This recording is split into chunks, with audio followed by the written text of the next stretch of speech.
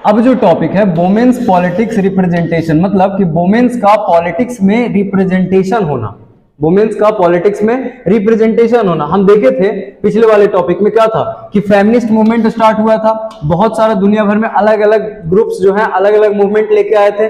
क्यों? कि वोमेन्स के साथ जो डिस्क्रिमिनेशन हो रहा है, जो वो डिस्क्रिमिनेशन फेस कर रहे हैं, वो क्या हो जाए, खत्म हो जाए। लेकिन अगर इंडिया में देखें तो फेमिनिस्ट मूवमेंट के बाद भी कुछ मेजर इश्यूज रह गए हैं, जैसे कि फेमिनिस्ट मूवमेंट के बाद भी उनको जितना मिलना चाहिए था उतना वेल बीइंग नहीं मिला, ठीक है, पहला।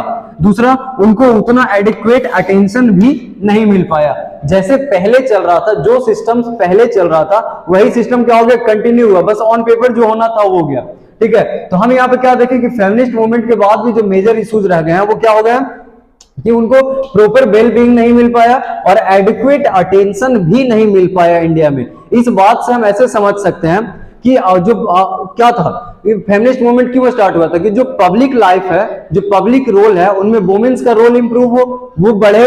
लेकिन अभी क्या है कि वुमेन्स, ये फेमिनिस्ट मूवमेंट के बाद भी जब हालत देखा जाए इंडिया का, जब कंडीशन देखा जाए, तो लोकसभा में सिर्फ 12% ही वुमेन्स हैं। टोटल स्ट्रेंथ का सिर्फ 12% वुमेन्स लोकसभा में और 5% वुमेन कहां, स्टेट असेंबली में। तो अगर फेमिनिस्ट मूवमेंट के बाद कंडीशन में सुधार आता तो पब्लिक लाइफ में इनका रोल इंप्रूव करता, अगर रोल इंप्रूव करता तो पॉलिटिकल लेवल पे भी ये निकल के आते। लेकिन नहीं, ऐसा नहीं हुआ। सिर्फ 12% मींस कि अगर 100 का कैपेसिटी है तो उसमें सिर्फ 12 ही वुमेन्स हैं, ठीक है। स्टेट असेंबली में भी अगर 100 का कैपेसिटी है तो उसमें सिर्फ 5 वुमेन्स हैं।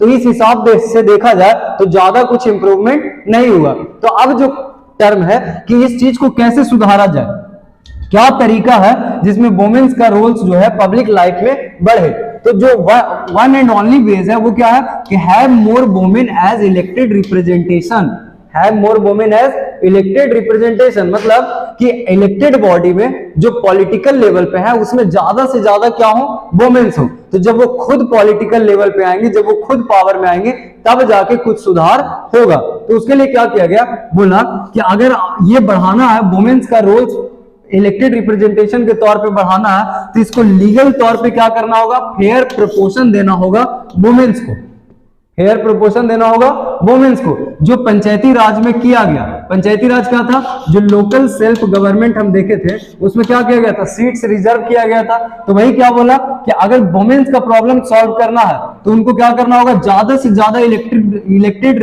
रिप्रेजेंटेशन करना होगा, किसको, वुमेन्स को। और उसको करने के लिए ये लीगल बनाना पड़ेगा ताकि जो डिफरेंसेस क्रिएट हो रखा है सोसाइटी में, जो आप पहले से ही माइंडसेट बना रखा है स्टेरियोटाइप, वो क्या हो जाए, खत्म हो जाए। तो इसको लीगल करके और एक फेयर प्रोपोर्शन वुमेन्स को देना होगा, जो पहला जो है वो पंचायती राज में किया गया।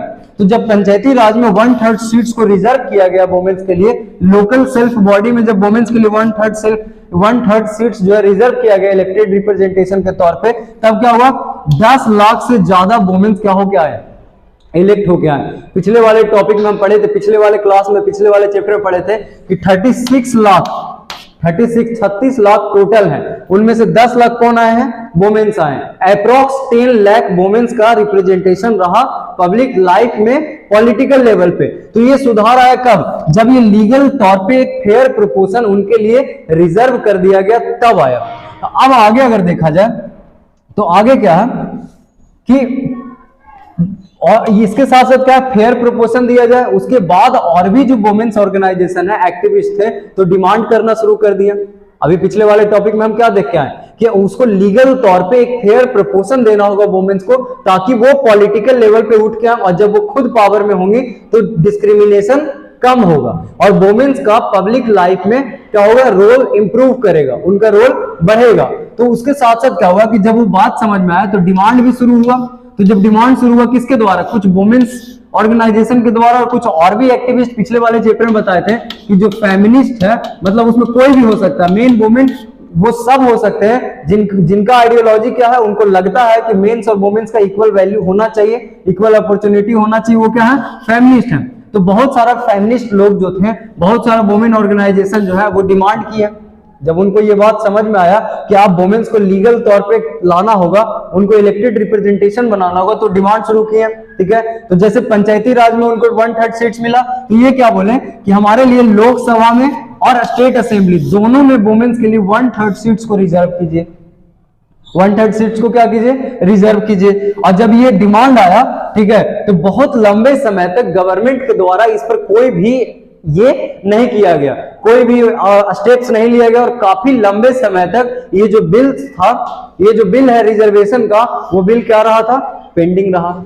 फिर बाद में उसको लगाया गया, सीट को रिजर्व किया गया, लेकिन बहुत लंबे समय तक क्या था, उसको पेंडिंग में रखा गया। तो अभी हम क्या समझें कि अगर पब्लिक लाइफ में वुमेन्स के रोल्स को बढ़ाना है, इंप्रूव करना है, तो उसके लिए क्या होगा कि ज्यादा से ज्यादा वुमेन्स जो है वो इलेक्टेड रिप्रेजेंटेशन करें, इलेक्टेड रिप्रेजेंटेटिव बने। और उसके लिए क्या किया गया, सीट्स जो है लोकसभा हो, स्टेट असेंबली हो, लोकल सेल्फ बॉडी हो, सब में 1/3 सीट्स को रिजर्व कर दिया गया वुमेन्स के लिए, तब जाके सुधार आया इंडिया में। ठीक है, तो यहां से जो टॉपिक था जेंडर डाइवर्सिटी का, वो टॉपिक खत्म हो गया। अभी क्या हुआ, इतना पढ़ने के बाद जब हमको समझ में आया कि अगर खत्म करना है डिस्क्रिमिनेशन को, तो वो क्या करना पड़ेगा, पॉलिटिकल लेवल पे वुमेन्स को इलेक्टेड रिप्रेजेंटेटिव करना पड़ेगा, रिप्रेजेंट करना पड़ेगा।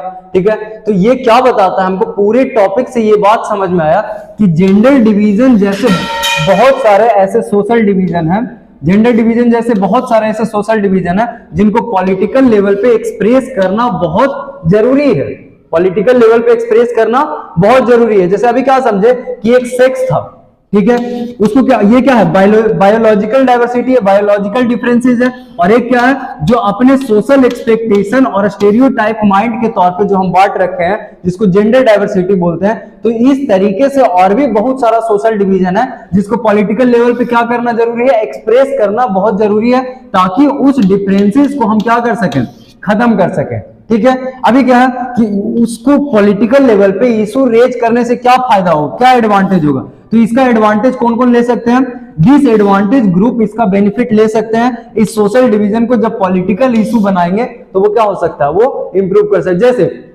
कोई एक पार्टी है या कोई एक ग्रुप है, ठीक है, तो वो अगर चाहे तो इसके जैसे जो डाइवर्सिटी है, इसके जैसे जो डिफरेंसेस है, जैसे जेंडर डिफरेंसेस था, जेंडर डिवीजन था, इसके जैसे और भी बहुत सारा सोशल ये है, डाइवर्सिटी है, तो इस तरीके के डिफरेंसेस को जब वो पॉलिटिकल लेवल पे रेज करेगा तो उसको क्या मिलेगा, एडवांटेज मिलेगा, सपोर्ट मिलेगा। ठीक है, तो ये इसका एडवांटेज था। अब यहां से टॉपिक हो गया खत्म, जेंडर डिस्क्रिमिनेशन।